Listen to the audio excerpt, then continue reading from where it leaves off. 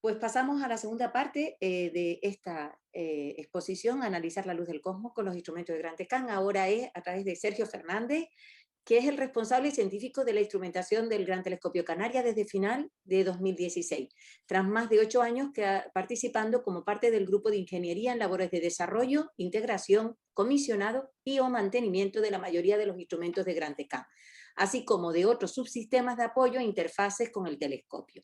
Antes de incorporarse a Gran Tecán en el 2008, Sergio estudió astrofísica en la Universidad de La Laguna y trabajó para otros grandes centros de investigación y observatorios como el Instituto de Astrofísica de Canarias y Congemini en Chile. Sus principales intereses y áreas de especialización se centran en la gestión de proyectos e ingeniería de sistemas aplicada a la instrumentación científica, desarrollo y puesta en funcionamiento de sistemas criogénicos, caracterización de sensores de imagen, infrarrojo térmico y, como no, reducción y análisis de datos astronómicos. Sergio también ha participado y presidido revisiones de diseño tanto para el TMT como para el GMT, como saben, el 30 metros americano o el GEA Magallanes Telescope, de los telescopios extremadamente grandes que actualmente están en desarrollo. Así que, Sergio, muchísimas gracias a ti también por aceptar la invitación y seguimos siendo todo oídos. Cuando quieras. Muy bien, muchas gracias por la presentación, muchas gracias a todos por estar ahí y por el interés que tenéis en Gran Tecán, y bueno, gracias a Nieves por su primera parte de la charla, que es muy densa, hay mucho contenido y es muy difícil respetar los tiempos, así que por favor paciencia, voy a intentar cubrirlo todo lo más rápido posible y bueno, en posterior podemos responder preguntas que nos hayan podido quedar huecos en medio. Nieves empezó su charla con una muy buena introducción de lo que es la luz, el espectro electromagnético. Y ahora tenemos muy claro todos esos conceptos de bueno, longitud de onda, su relación con la energía de los fotones y con la temperatura de los objetos que los emiten. Pero realmente esto es un conocimiento bastante reciente y lo que es la astronomía infrarroja es una ciencia pues, muy joven y empezó pues, hace 2 siglos, prácticamente con William Herschel en 1800 con un famoso experimento, y yo realmente a todos ustedes que sois divulgadores, a los que no lo conozcan, les animo a que lo investiguen un poco, porque además creo que es muy poderoso a la hora de hacer divulgación. Es un experimento fácil de reproducir y yo creo que enseña a todos lo que es el método científico y, bueno, y en particular aplicada a la astronomía y bueno, al conocimiento del espectro. Y como seguramente sabéis, pues simplemente con 3 termómetros y un prisma, pues 2 termómetros de referencia como calibración y un termómetro para medir cómo variaba la temperatura en función de en qué parte del espectro estaba incidiendo la luz sobre el termómetro. Hizo sus anotaciones, pero la gran sorpresa fue que más allá del espectro visible, más allá del rojo, hubo un pico de temperatura y dijo, voilà, aquí hay calor, aquí está llegando calor más allá de lo que vemos. Es decir, creo que es un cambio importantísimo, ¿no? En el paradigma de hay mucho más allá de lo que vemos y es una información que había que estudiar. Entonces, para mí ese es el comienzo de la astronomía infrarroja y ese es el primer instrumento infrarrojo. Y lo vais a comparar, pues, los 3 termómetros con los instrumentos que os vamos a enseñar. Ya veréis el desarrollo que ha habido en 2 siglos, tanto tecnológico como en conocimiento del cosmos en estas longitudes de onda. Otra puntualización en esta línea de tiempo de la astronomía infrarroja que me resultó curiosa es que, bueno, Tenerife está ahí en la historia. Décadas después de esto, pues las primeras observaciones pues, se hicieron en la montaña Guajara, al lado del observatorio del Teide, por Charles Piazzi, con bueno, unos termómetros electrónicos, lo que había en esa época, y fue la primera detección de eso, de emisión infrarroja de la Luna. Así que comienzo de la astronomía, Tenerife estuvo allí, y bueno, y también comentan que hizo el experimento a distintas elevaciones y ya detectó que a mayor elevación mejor era la calidad de los datos que obtenía. Así que, bueno, de las primeras evidencias en que la atmósfera pues tiene un impacto en lo que es la astronomía infrarroja y nos afecta. Así que, bueno, para mi charla me venía perfecto porque habla de algunos conceptos que vamos a hablar.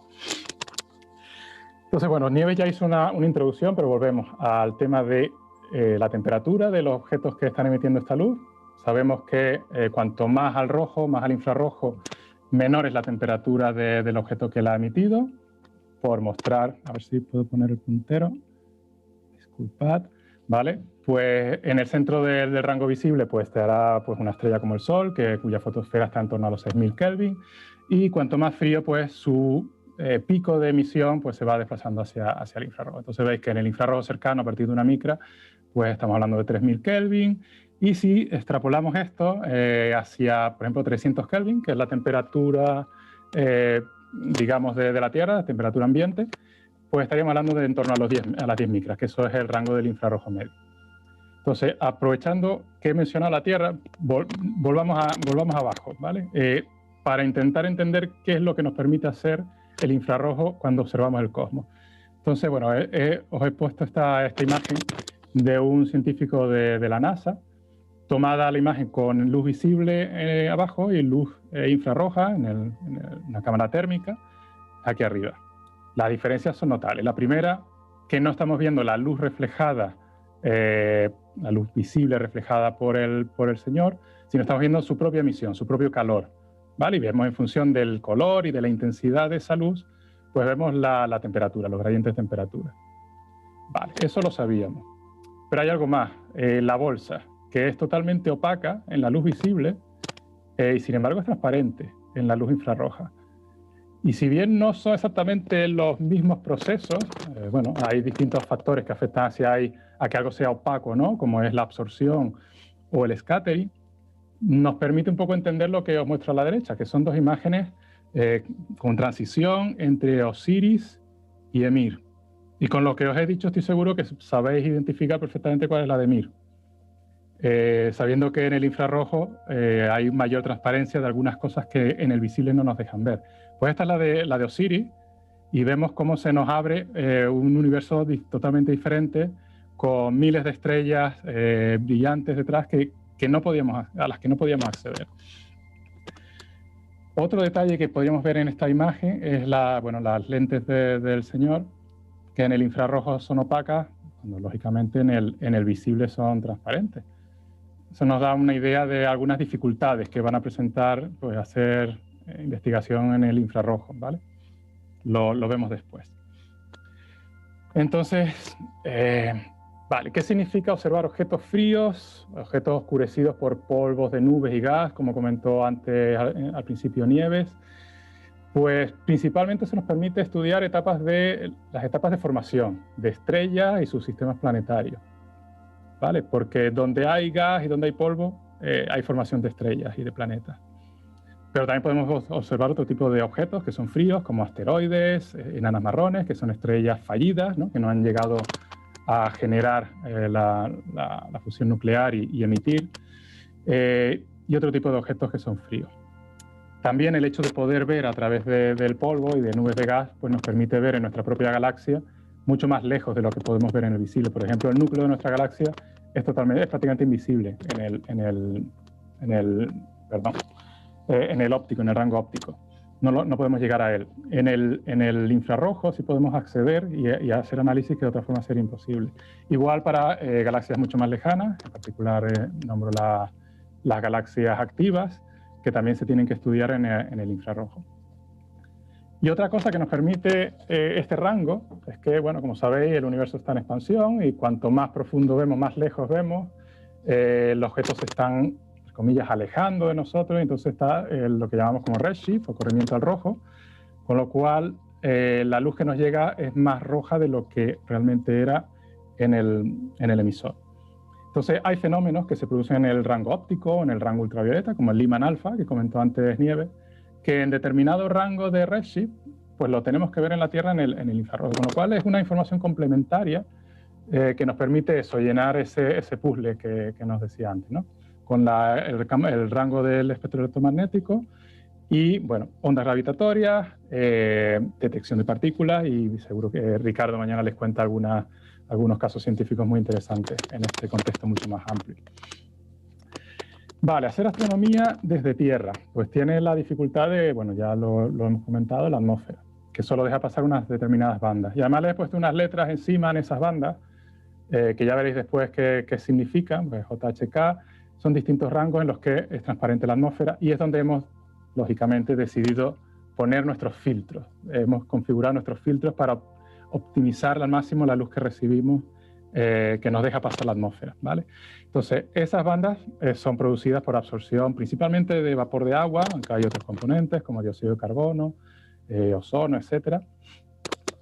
Pero bueno, principalmente es el vapor de agua, que es un elemento fundamental cuando hablamos de infrarrojo. Entonces, los observatorios, idealmente en sitios altos, sitios secos. El Observatorio Roque es un muy buen sitio para esto, y tenemos sistemas para monitorizar esas condiciones para permitir la observación óptima en el infrarrojo.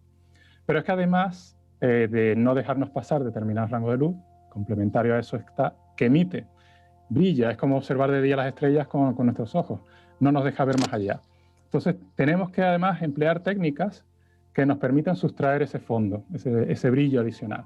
Entonces, bueno, eso implica que tiene que haber una coordinación muy buena entre la observación del instrumento, la adquisición de imágenes, y unos movimientos coordinados del telescopio o de su óptica, en este caso, por ejemplo, el espejo secundario, con una técnica que se llama chopping and nodding.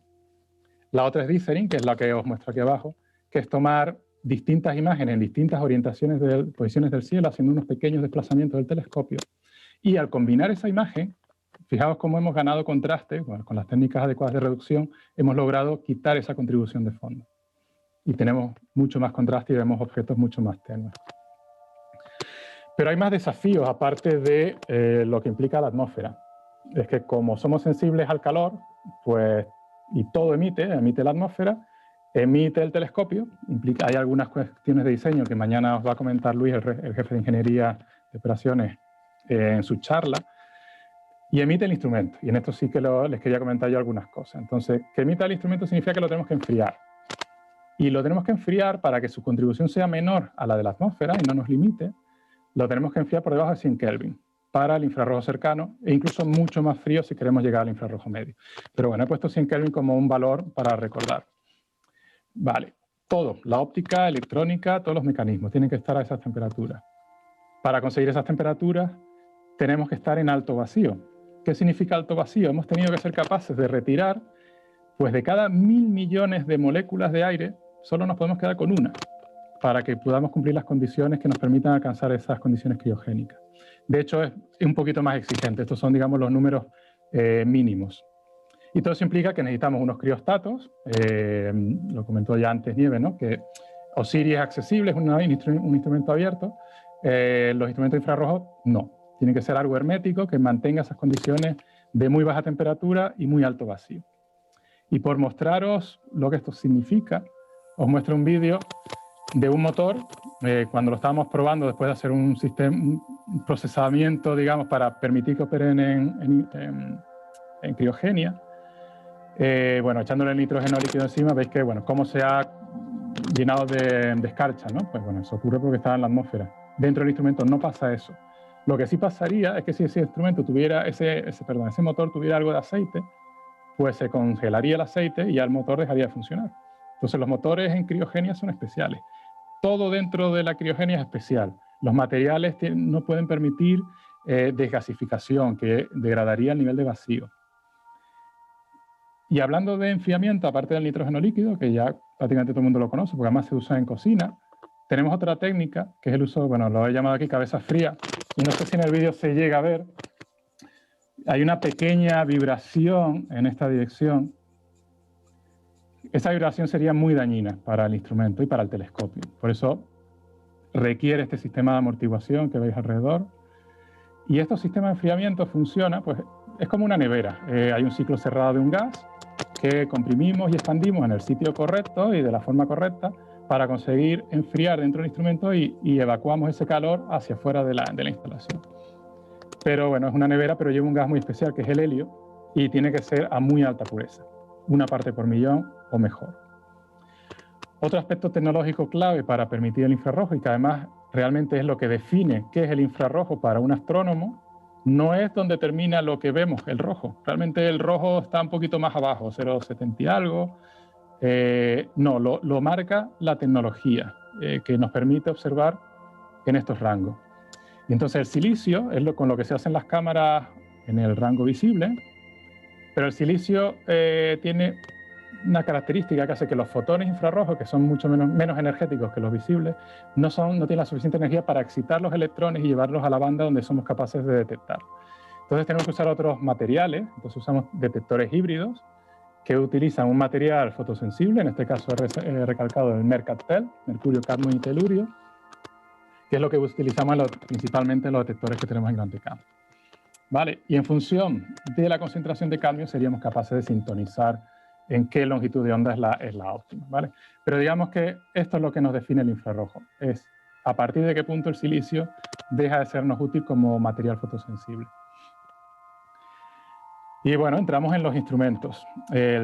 No es el primer instrumento infrarrojo que llegó, pero sí es ahora mismo el primero que llegó de los que están operativos. Después comentaré un poquito del pasado.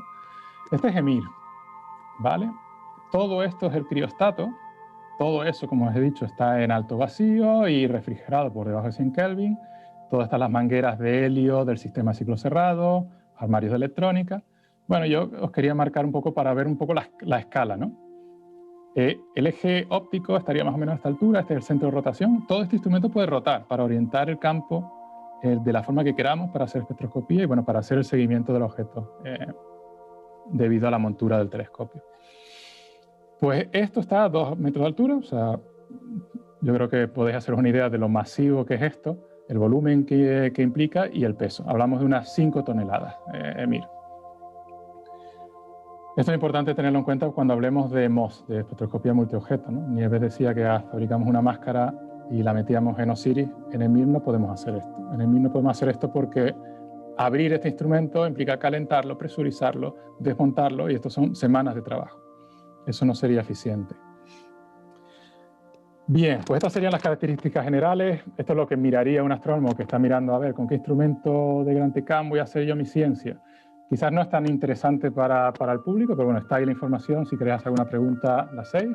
Principalmente el rango espectral, hasta 2,5 micras. Hace espectroscopía con estas resoluciones, lo que explicaba Nieves sobre cómo podemos resolver las líneas espectrales. Pero yo quería simplemente que os quedarais con los modos. Modo imagen, en un campo de visión relativamente grande, de 6,7 por 6,7 arc minutes, minutos de arco, perdón, cuadrado. Y puede hacer espectroscopía. Lone slit, que es sencillo, lo que explicaría es una rendija para tapar lo que no nos interesa y solamente hacer espectroscopía de un objeto o dos como máximo. O MOS, multiobjeto. Y podemos hacer hasta 55 en el caso de EMIR. Y como decía, no podemos fabricar máscaras e insertarlas. Entonces, ¿cuál es la solución? Pues que el propio instrumento las fabrique. Pero ¿cómo hacemos esto?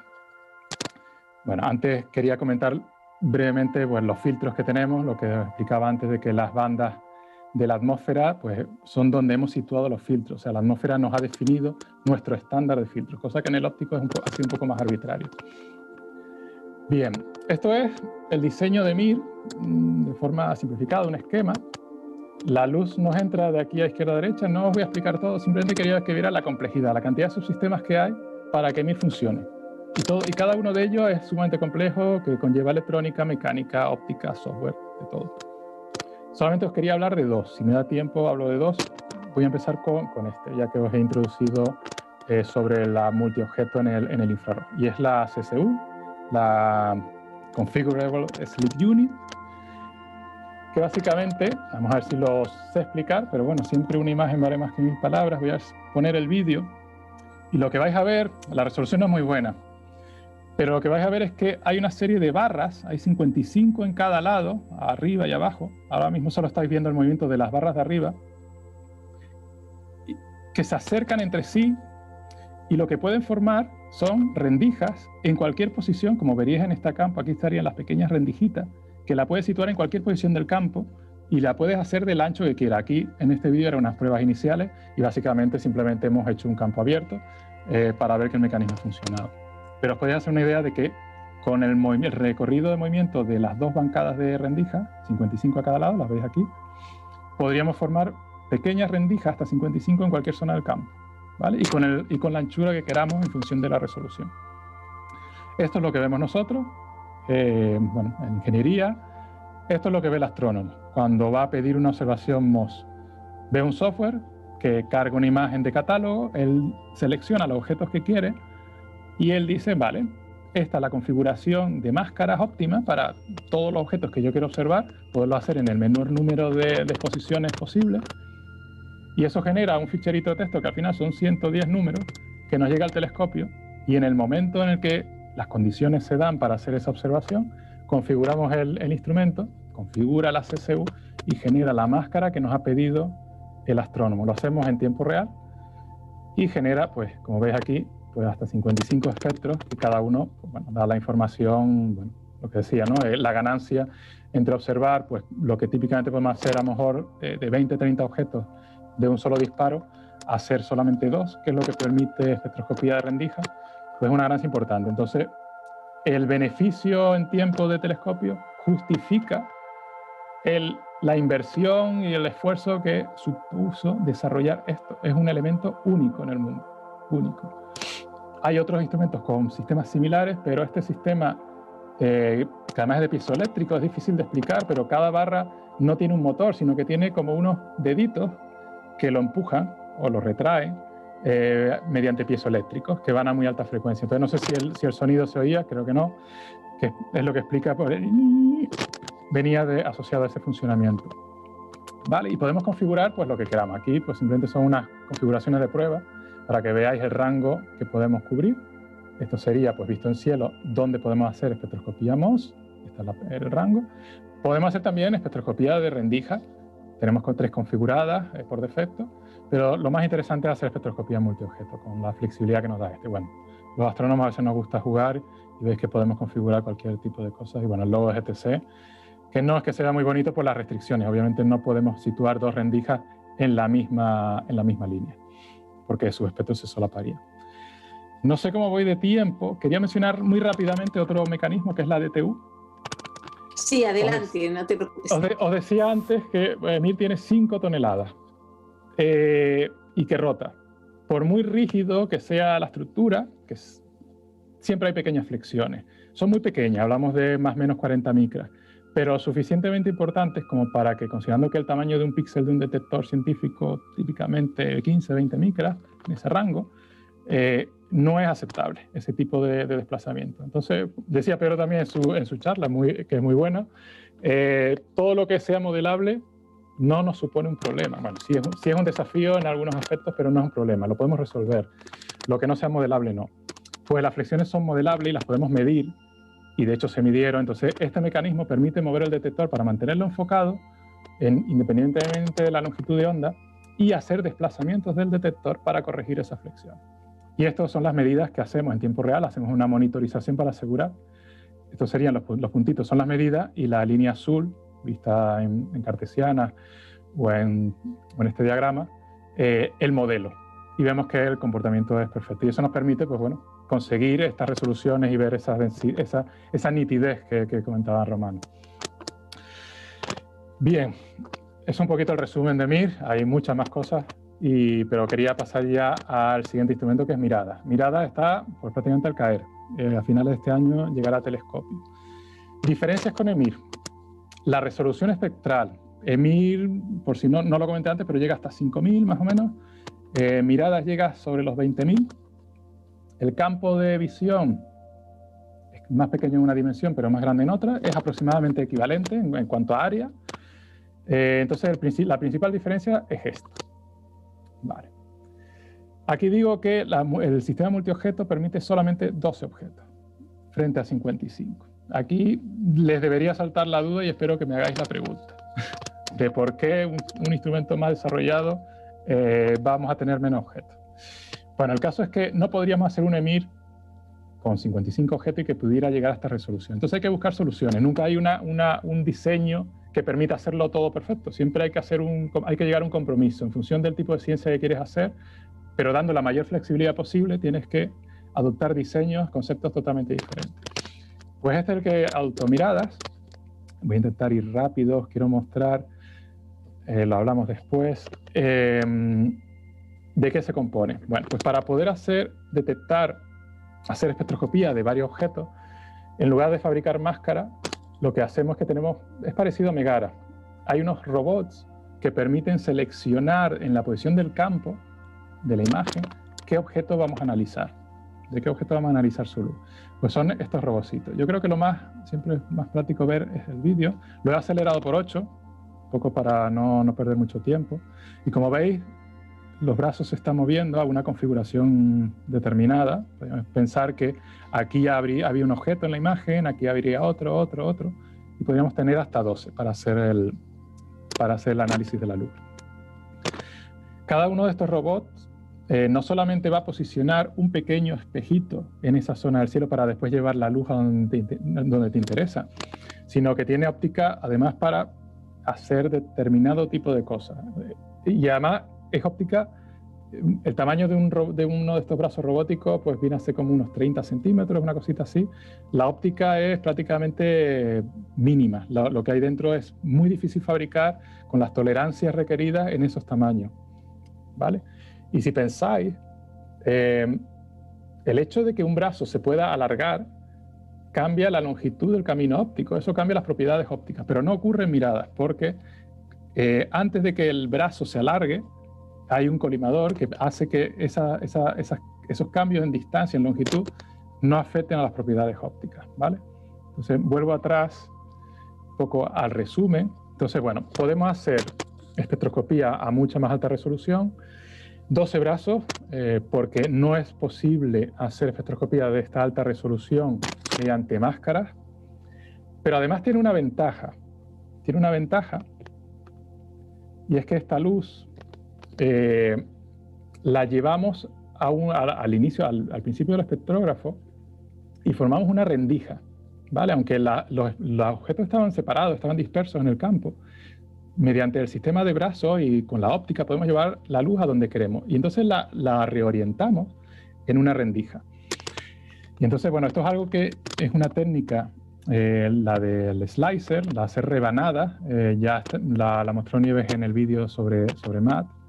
Y Miradas la utiliza para otra cosa, no solamente para hacer espectroscopía en 2D, sino para además asegurar la resolución espectral, independientemente de las condiciones de SIN, de turbulencia atmosférica que pueda haber en cada caso. Entonces garantizamos la máxima resolución espectral. El sistema es bastante complejo y tiene unas tolerancias para ser capaces de dirigir los rayos de luz, infrarrojos en este caso, a esa posición del espectro, del espectrógrafo que tú quieres. Las tolerancias son realmente muy complicadas de fabricar. Vale, ¿qué más os quería decir? Perdona que me perdí un poquito. Bien. Vale. Me gustaría volver atrás, en este caso, al espectro de EMIR. Lo tenéis aquí detrás, ¿vale? La técnica de máscara tiene una pequeña desventaja, que es que como el espectro lo estás tomando en una posición diferente, el rango espectral es diferente en función de cada objeto. Eso es una pequeña desventaja en algunos tipos de estudios científicos, y específicamente para lo que quiera hacer miradas en alta resolución, en la que tú querrías que todos los objetos los estuvieras estudiando con la misma resolución y en el mismo rango espectral. Pues eso sí lo permite Miradas. Volvemos para adelante, perdón por el salto. Gracias a esta técnica, a que todos los objetos, aquí solo estamos viendo 2, pero tendríamos los 12 en la misma rendija y con lo cual con las mismas propiedades del espectro, ¿vale? Eso es un aspecto muy importante. Quería hacer un pequeño repaso de lo que es la espectroscopía integral de campo, porque se utilizan miradas en un cierto sentido. La explicó un poquito antes Nieves, y también me da pie a explicar el siguiente instrumento, que es FRIDA. Entonces, ¿cómo hacer espectroscopía de algo que no sea solamente a través de una rendija de solamente 2 objetos? Cuando quieres estudiar algo 2D o quieres estudiar múltiples objetos en un campo. Tiene 2 técnicas. Una es poner microlentillas introducir esa luz directamente en el espectrógrafo y tendrías algo tal que así, con un espectro inclinado, ajustando los ángulos de forma adecuada. Pero como veis, para evitar ese solapamiento de espectro, pues tenéis que inclinar, y el rango que podéis, o sea, tenéis un rango espectral amplio, pero una resolución pequeña, porque el espacio del espectro es muy pequeñito. Entonces, esto no nos sirve para alta resolución. Sin embargo, con esta técnica, que es la que usa Megara, el de fibras, redirigimos estos cuadraditos de luz y formamos una rendija. Es lo que he intentado explicar antes de forma muy torpe con las manos para miradas, pero generarías esto mediante fibras. Entra en el espectrógrafo y tenemos cada uno de esos espectros individuales con mucho más recorrido, mucha más resolución de lo que permitía esta técnica. Las fibras están muy bien, pero en el infrarrojo son muy poco eficientes. Es por eso que en el caso de miradas se tiene que utilizar slicer, y es lo que vamos a utilizar también en Frida. En el caso del slicer, lo que explicaba antes, es hacer rebanaditas de la imagen mediante espejos y redirigir la luz de forma muy precisa a una rendija. En función del ancho de cada una de esas rebanadas, pues será nuestra resolución espacial.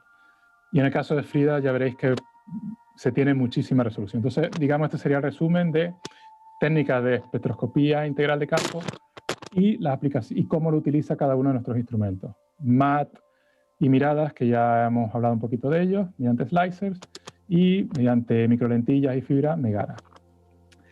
Frida. Pues Frida es el siguiente instrumento infrarrojo que recibiríamos, pero hablar de Frida sin hablar de óptica adaptativa es imposible. Frida está pensado para hacer resolución espectral alta, hasta 30.000, pero tiene modos de resolución más baja también puede tomar imagen, pero también quiere tener muchísima resolución espacial. Para eso, y como ya explicaba Romano, tenemos las limitaciones de la atmósfera, entonces eso nos pone un límite, pero ese límite lo podemos superar gracias a la óptica adaptativa. Entonces, para llegar a los casos de científicos que necesitas con Frida, conseguir esa resolución espectral y esa resolución espacial, tenemos que corregir esas turbulencias. Entonces, voy a empezar un poquito con esa introducción rápida de óptica adaptativa, aunque esta es digamos, será la visión general cuando llegue el sistema óptica adaptativa a principios del próximo año. Frida probablemente para 2023. El comisionar la óptica adaptativa será un proceso complejo, así que ahí tendremos un margen de tiempo para poner el sistema a punto. Pues tendremos el sistema de óptica adaptativa, principal es aquí, ahora os lo explico. Detrás irá Frida, con lo cual va a coger la imagen ya corregida de turbulencia atmosférica. Y aquí hay unos sistemas que serán el siguiente upgrade, que será un sistema de estrella guía láser. Después lo podemos comentar por encima. Vale, óptica adaptativa.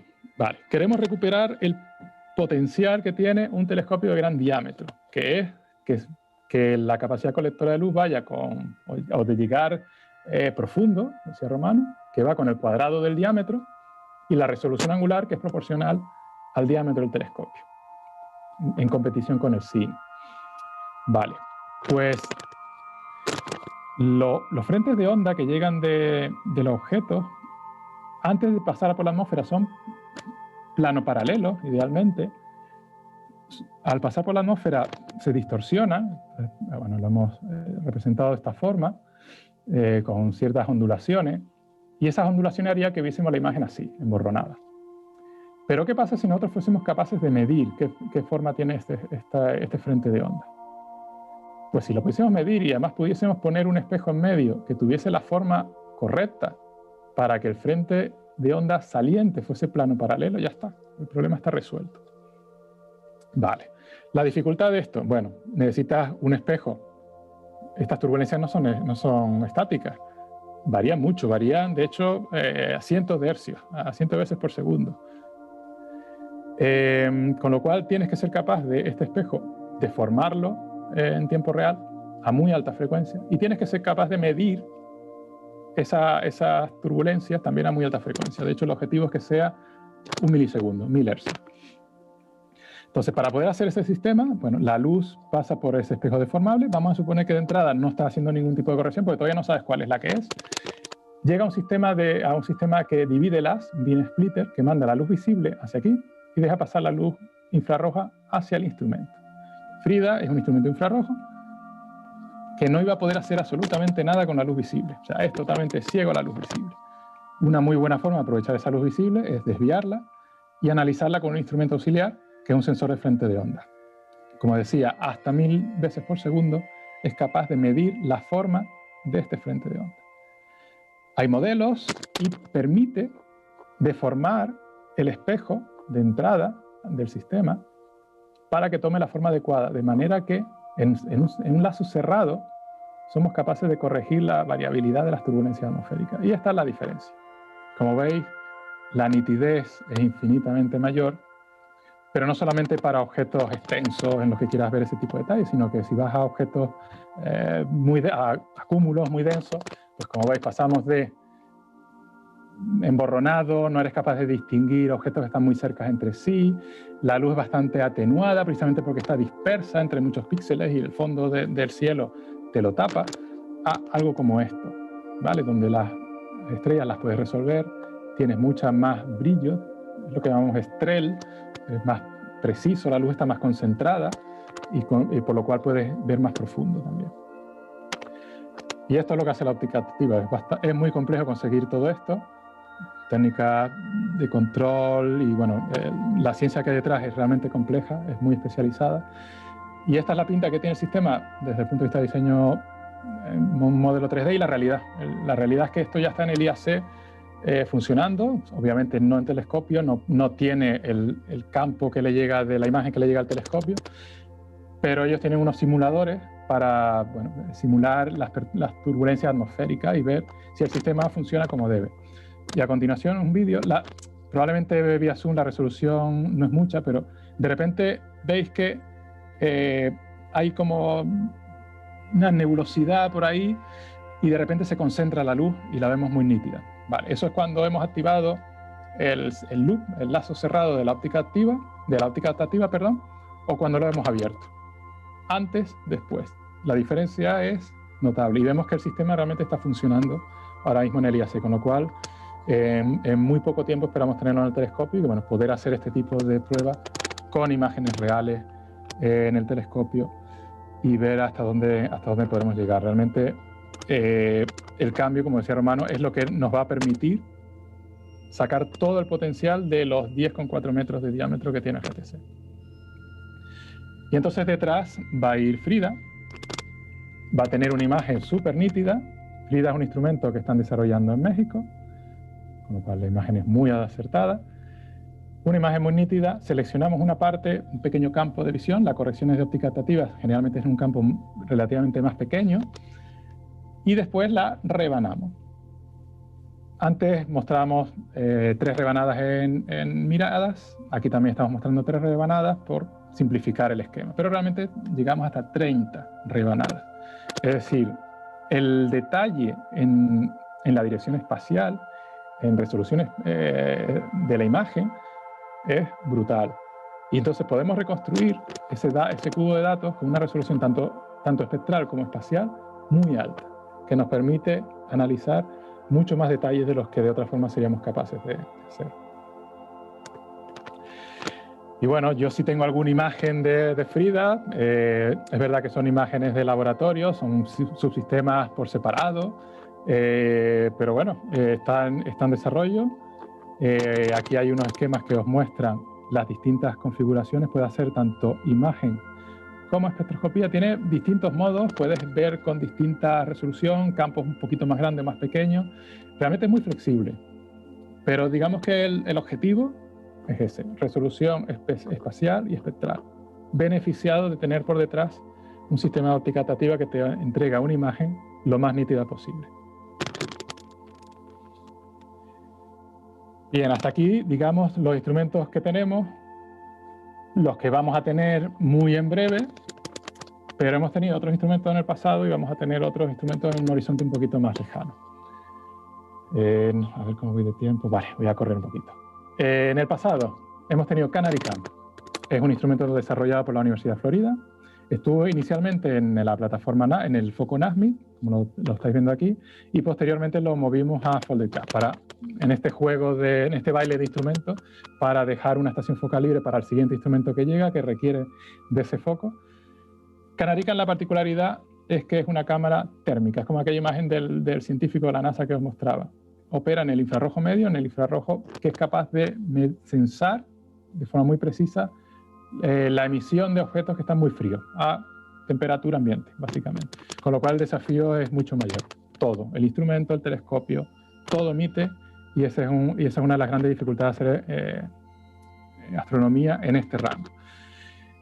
Fue decomisionado hace unos pocos meses, entre enero y febrero. Requería unos modos muy especiales, chopping y nodding. Estoy seguro que mañana Luis os va a hablar de ello. Y tenía algo único en el mundo, que era el único polarímetro en el infrarrojo medio. Polarimetría lo va a tener también miradas. Me salté esa parte un poco para asegurarme de que no me quedara sin tiempo. La polarimetría consiste en analizar la onda electromagnética. Tiene una vibración, es una onda, tiene una oscilación, tiene una dirección preferente en algunos casos, o puede no tenerla, como es la luz, digamos, que vemos a diario. Dependiendo de si hay una dirección preferente, eso nos habla de cómo ha sido la interacción de la luz con el medio que ha habido o con el emisor. Entonces, la polarimetría te permite estudiar la interacción de esa luz, pues, por ejemplo, con las partículas de polvo. El scattering siempre genera polarización. Entonces, todo efecto de reflexión genera polarización, pero también nos permite estudiar campos magnéticos, ¿vale? Entonces, abre un amplio abanico de posibilidades el estudio de campos magnéticos. Es fundamental, por ejemplo, en la física solar, el estudio de polarimetría. Canarican era único en ese sentido en el rango de infrarrojo medio para observaciones nocturnas. CIRSE, instrumento infrarrojo cercano, hasta 2,5 micras, muy similar en ese sentido con EMIR, pero un instrumento pensado mucho más sencillo, para que llegara antes y pudiera cubrir ese gap, ese espacio entre la llegada de Osiris y la llegada de Mir, que se esperaba unos cuantos años después, para tener infrarrojo cuanto antes. Y estuvo operando durante 3 años, entre 2014 y 2017, en este foco Folded Cast que veis aquí. ¿Vale? Ese fue decomisionado, pues bueno, hace ya unos cuantos años, pero también tuvo su impacto y mañana después os comentarán algunos resultados científicos. Futuro, vi que había algunas preguntas por ahí del espectrógrafo chino, el HRS. A ver, resolución espectral, diferenciar líneas. Vale, ¿cómo dispersar más la luz? A ver, puedes dispersar la luz con prisma, eso no te da mucha resolución. Puedes dispersar con grating, con VPH, a distintas técnicas. La más sencilla de entender es con grating, que son como dibujar muchas líneas. Es como el CD, ¿no? El disco, el compact disc, que cuando lo ves así un poquito de lado, ves cómo se despliega el espectro. Eso es porque hay unos surcos. Pues a mayor densidad de surcos, mayor resolución espectral. Digamos, esa sería la regla sencilla de decirlo. Vale. Pues bueno, mucha densidad de surco sería relativamente fácil de hacer para conseguir la resolución que quieras. Pero no basta con eso. Lo que queremos hacer con este espectrógrafo va mucho más allá de simplemente de separar esas líneas. Es que queremos caracterizar planetas del tamaño de la Tierra. Hasta ahora hemos caracterizado planetas grandes y cercanos a su estrella. ¿Por qué es fácil? Porque los eclipses, pues, son más fáciles de detectar y su interacción gravitatoria es mayor y el efecto Doppler es más fácil de medir. Pero nos interesan aquellos planetas más similares al nuestro y en zona habitable, a ver si se encuentra vida. Para hacer eso hace falta estas resoluciones. Necesitas medir velocidades muy bajas, y aquí estáis viendo las resoluciones que se esperan de 10 centímetros por segundo, pero no solo es eso, es la estabilidad, que es lo que yo quiero con lo que quedéis respecto a este instrumento. Tiene que ser estable. No me sirve de nada hacer resolución espectral 100.000 si tomo hoy un espectro y tomo otro dentro de un mes, porque los planetas en la zona habitable pues tendrán unos periodos similares a nuestro año. Entonces, si yo durante muchos meses estoy haciendo un seguimiento de un planeta, si el espectro, por esa inestabilidad del instrumento, no es igual, ya no me sirve. Esta es la principal característica que yo querría destacar muy rápidamente. Hay muchas más, por supuesto, pero respecto al HRS. Para esa estabilidad necesitamos un instrumento que esté en vacío, porque el aire, pues los gradientes térmicos le afectan, entonces el vacío es la mejor forma de aislar térmicamente el instrumento, no tanto porque quieras enfriarlo, sino porque quieres eso, una estabilidad térmica principalmente. va a ir ubicado en la estación, en la planta QD que llamamos. Hay que dirigir la luz desde parte del foco NASMID hasta el foco QD, y bueno, puede hacer espectroscopía en el rango ultravioleta y también en el rango visible, ¿vale? Está en diseño conceptual, se aprobó pues, en 2019. Todavía no tenemos fotos que enseñar porque todavía estamos hablando de diseño, ¿vale? Pero esa es la idea, planeta, es el siguiente gran objetivo. Entonces, este es el esquema a medio plazo, todos los instrumentos que tenemos, rangos espectrales, rango de longitudes de onda, hay algunos solapamientos, pero bueno, porque sabéis, os he explicado que hay distintos modos, con lo cual no todo es resolución espacial y longitud de onda. Hay resolución espectral y longitud de onda, hay resolución espacial, hay distintas técnicas que se pueden utilizar. Entonces, bueno, ese solape viene explicado por eso. Pero en el futuro tendremos otros instrumentos. No está decidido cuáles son, todavía está abierto a que vengan nuevas propuestas, y hay unos comités externos que hacen el análisis pensando en el futuro de Gran Tecan, y que tendrá que convivir con otros grandes telescopios de 30 a 40 metros, dónde vamos a ser más punteros, dónde podemos contribuir más a esa ciencia. Entonces, ese es un proceso que todavía está abierto, así que nada, permanezcan pendientes de lo que va a ser el futuro de la instrumentación de Gran Tecan, porque todavía queda mucho por venir. Es un área apasionante, muy desafiante, no lo hemos dicho antes, 7 instrumentos en la primera década, hasta 10 los que vienen enseguida. Es el telescopio con un plan de instrumentación más agresivo en cuanto a la cantidad de instrumentos que hemos tenido que ir integrando y comisionando de manera continua. Prácticamente cada año hemos tenido el desafío de un nuevo instrumento. Ningún otro telescopio ha tenido que pasar por eso. Y lo hemos hecho pues gracias a la dedicación del equipo, así que el agradecimiento a todos los que han estado ahí. Y quería terminar, pues, el takeaways. Sois nuestros representantes con el público, y cuando penséis sobre GTC y la instrumentación, o les pregunten sobre eso, ¿con qué quedarnos? Bueno, yo soy de instrumentación, así que he empezado con una frase un poquito fea, que el telescopio solo colecta fotones y produce una imagen nítida. Vale, es más que eso. Pero bueno, realmente, como mi foco es el de instrumentación, son los instrumentos los que analizarán la luz y los que realmente permiten sacar la información. No solamente somos el telescopio más grande del mundo, sino que tenemos una suite de instrumentación muy potente, muy variada, flexible, pensada precisamente para que nuestra comunidad de usuarios pueda hacer prácticamente todos sus campos científicos de interés, ¿vale?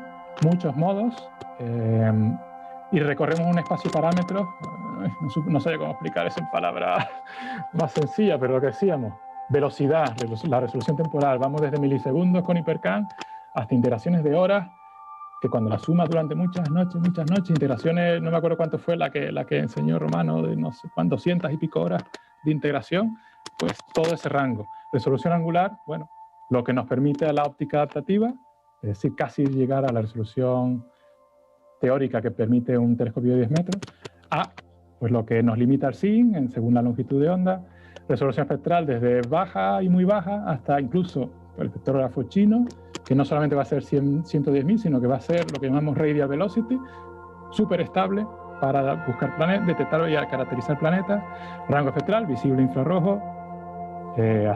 Hablando de infrarrojo, pues la astronomía infrarroja ofrece gran información, pero también muchos desafíos.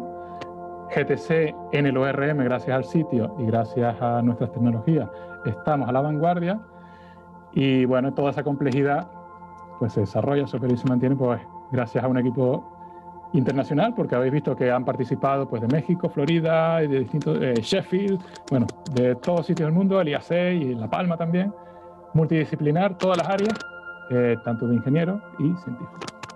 Y bueno, con eso termino. Perdón si me he extendido un poquito más de la cuenta. Muchísimas gracias, Sergio, fabuloso. La verdad que te agradecemos muchísimo esta excelente presentación. Yo, antes de pasarte alguna pregunta, también te quería, ya que has mencionado la óptica adaptativa, y me consta que se lo damos en el curso a los monitores y guías de Starlight, también aprovecho para hacer mención a algo de que la óptica adaptativa puede mejorar imagen, pero diríamos que no mejora cualquier cosa. Por eso es importante el ranking de los mejores observatorios. Hay un tema que es cuáles son los mejores observatorios para óptica adaptativa ante igualdad de condiciones. ¿Qué hace que Canarias sea excepcional? Pues que también precisamente tiene que ver con dónde está distribuida la turbulencia. No podemos corregir todo, ¿no? Parece que las técnicas adaptativas corrigen mejor lo que está en la capa ligada, el primer kilómetro, con lo cual si en Canarias el 70% de la turbulencia está en esa primera kilómetro, significa que podremos corregir prácticamente el 70% de la turbulencia, mientras que en otros observatorios, por no hacer mención, pero tienen concentrado ese 70 a lo mejor en la capa de atmósfera libre, y el 30 está en la capa baja, solo corregirían el 30. Con esto solo quiero decir que cuando estudiamos dónde ubicar en las campañas de selección de mejores lugares del planeta para ubicar estos telescopios como el Gran Tecan y los que vienen de futuro, se tienen muy en cuenta los parámetros que llamamos de alta resolución angular para saber cuáles son los mejores sitios, porque es verdad que la ingeniería irá mejorando, pero por ahora corregimos, digamos que hay que ser un poco guapo para que te quedes maravilloso, ¿no? Pero si no tienes unas condiciones mínimas es más complicado, ¿verdad? Y a lo mejor quizás pudieras mencionar un poquito lo que es la estrella láser artificial, porque sé que ellos también se nombra ese tema y a lo mejor no saben, para aclarar un poquillo qué tiene que ver con todo esto, Sergio, perdona que abuse y que aproveche. Oculté una diapositiva que da un poco más de detalles técnicos, pues, porque pensé que no me iba a dar tiempo, pero podemos ir, vale, vamos a explicarlo aquí. Vale, lo decía Toñi, la estabilidad atmosférica, decía yo que hasta 1000 veces por segundo, dependiendo del sitio, esas exigencias se pueden relajar, hay una serie de factores. Entonces, cuanta más frecuencia necesites para esas correcciones, pues significa que tu tiempo de integración para detectar, para caracterizar ese frente de onda es mucho menor. Eso significa que la estrella pues tiene que ser más brillante, la estrella que tú uses de referencia. Siempre necesitas una estrella que te sirve de referencia para caracterizar las turbulencias y después esa corrección es la que se va a aplicar a un campo cercano de esa estrella alrededor, que es donde estará tu objeto de interés científico. Vale.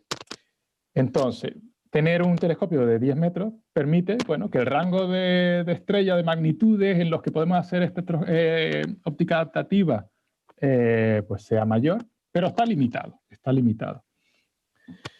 Bien, entonces, ¿cómo salvamos esa limitación? Pues con el sistema de estrella guía láser. Podemos, con un sistema que hay aquí, un telescopio de lanzamiento, que llamamos, aquí está, perdón, que estoy viendo, he quitado el puntero. Nunca mejor dicho, el puntero láser. ¿Vale? Podemos proyectar un haz colimado de un láser hacia la atmósfera que va a generar como una estrella artificial en capas altas de la atmósfera, una capa concreta. Yo la verdad que no soy especialista de eso, seguro que Toñi puede decir, bueno, en la capa de sodio, va a generar, digamos, una estrella que no estaba ahí. Esa estrella nos va a servir de referencia porque además tiene un brillo mucho mayor que el de las estrellas que probablemente iban a estar en ese campo.